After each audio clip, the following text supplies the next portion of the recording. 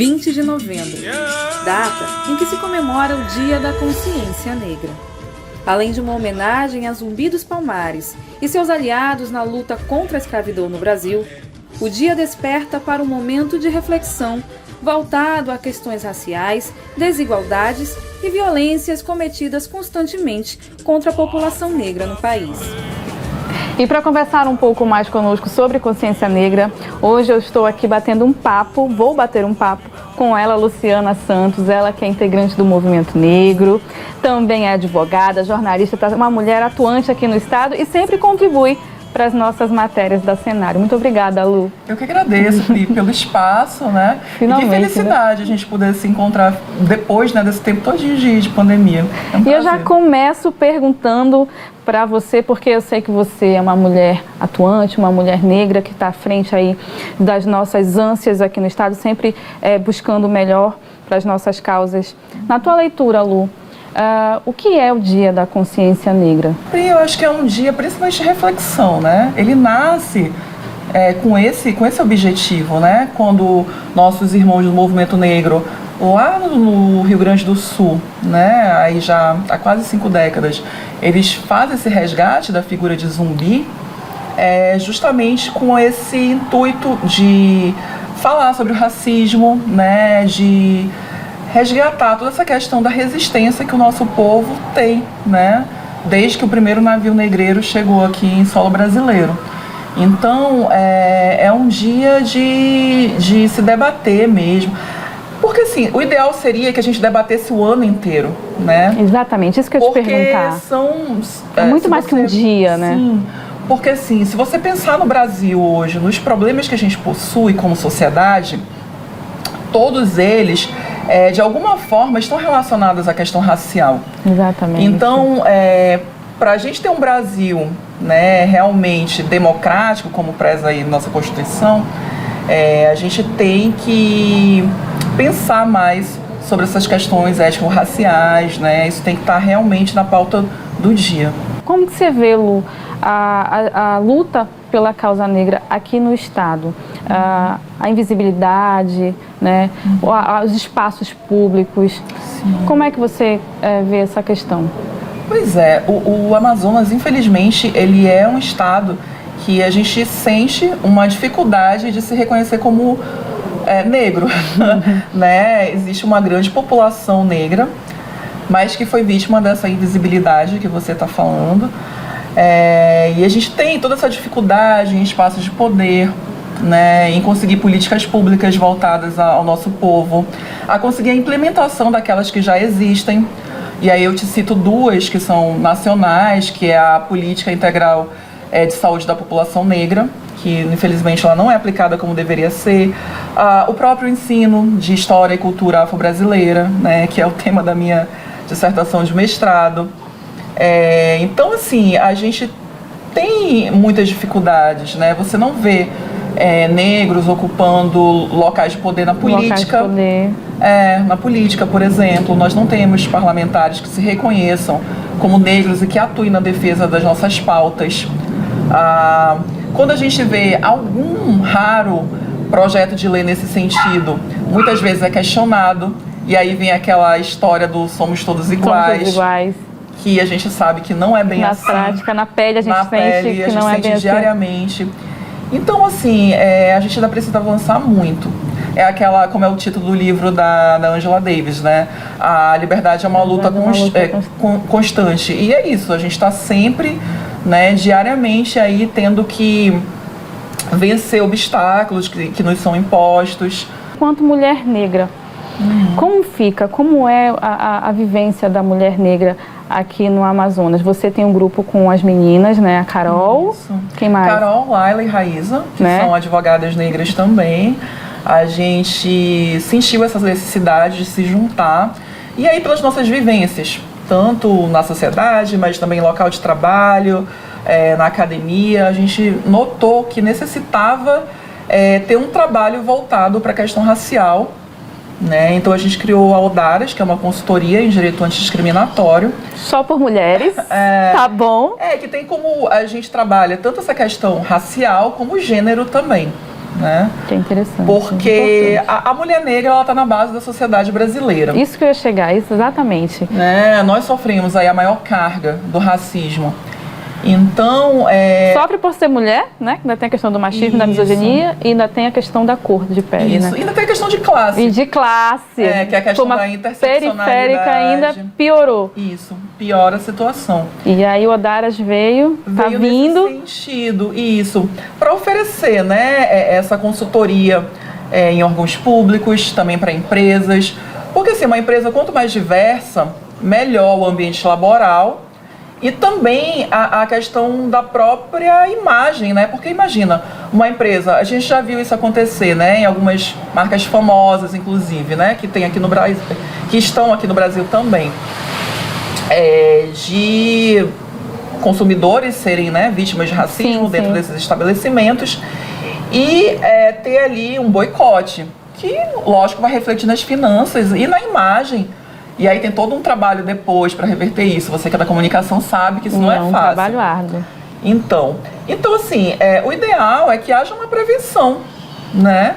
Para que se evite isso e, inclusive, também as repercussões jurídicas. Porque não é só o financeiro, né? A imagem, mas tem também a parte jurídica. Imagina, se um funcionário ele é vítima de racismo dentro da empresa, por exemplo, ele pode, né? Tem leis que respaldam.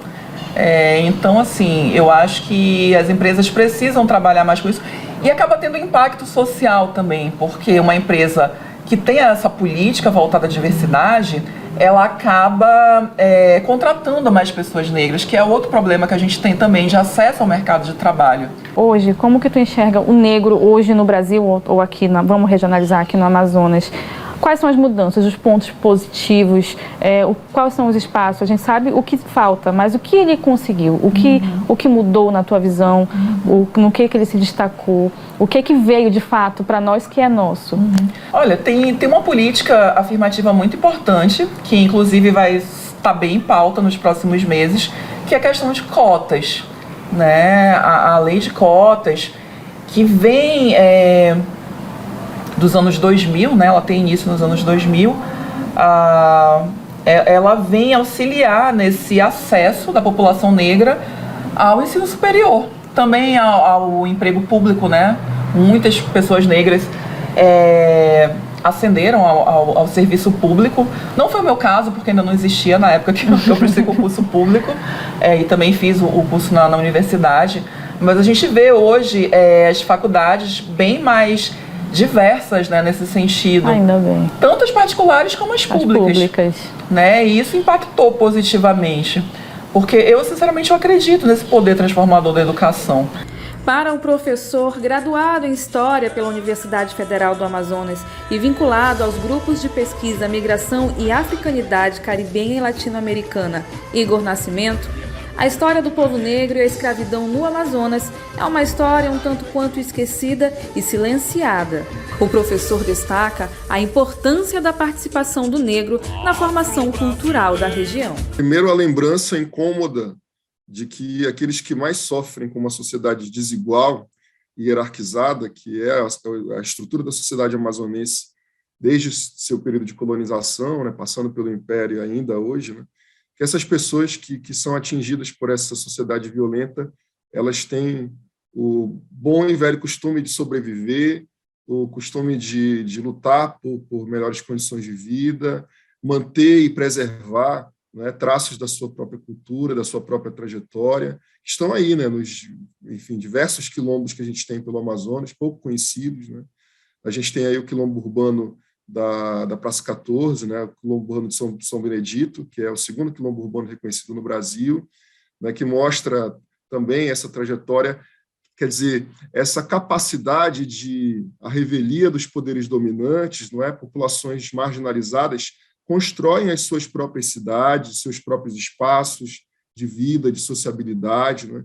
Quer dizer, me parece aqui importante que essas populações de origem africana, né, preservaram, né? A gente pode ver traços disso no boi-bumbá, a gente pode ver traços disso na nossa culinária, na nossa cultura em geral, mas também nas figuras políticas que a gente tem, né? Eduardo Ribeiro, né? A gente tem o padre Daniel Pedro Marques de Oliveira, que é um personagem do século XIX, que eu sempre lembro, né?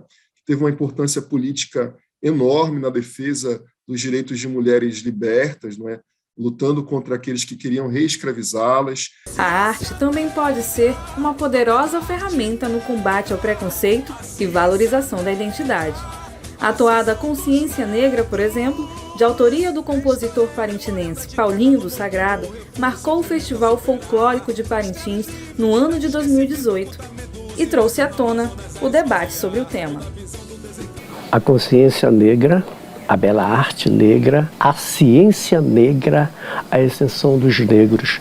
Então me alegra muito quando vejo o movimento e as pessoas conquistando seus espaços, né, num estado de ascendência, né, digamos assim, em todas as áreas artísticas, tanto ela como a musical, como no cinema, como no esporte. O que me indigna é porque eu quero ver todo mundo, tu tá entendendo, com os mesmos direitos. Eu quero ver o negro sempre em busca das suas conquistas, né, com os direitos iguais. Então, a consciência negra, a minha toada, então, ela surge exatamente a partir dessa ideia, da minha indignação de não concordar, porque eu acho uma coisa assim muito ridícula, estapafúrdia, que não condiz com o meu conhecimento e nem com a minha espiritualidade enquanto ser humano. Enquanto um homem branco, quando você expôs, quando ela começou a viralizar aí nas redes sociais, nas mídias e tudo, a galera do movimento negro veio falar contigo, como é que foi a aceitação? Os meus irmãos negros me ligaram, né? Cícero Antônio, Marcos Boi, essa galera toda me parabenizando. Cara, são os meus irmãos, né, cara? Eu não posso ignorar nada. Irmão da arte, irmão de tudo, cara. Então, a consciência negra, quando ela tem essa repercussão toda, mais positiva do que negativa, então já era esperado por mim, sabe? Então, se tu me perguntar, te alegrou? Eu digo sim, porque ela tem um cunho muito importante pela luta em prol da consciência negra. E eu digo assim, aí a classe ficou muito feliz também, né? Eu fiz várias entrevistas, e eu acho que isso daqui eu contribuí de uma forma positiva, não só para a nossa cultura, sabe, mas também para todo o universo, né, que vive dessa separação, tu estás entendendo? Então, enquanto houver essa discriminação, é bom que lutemos, porque a gente tem a arte a nosso favor, e a única maneira de a gente se manifestar é através das nossas artes.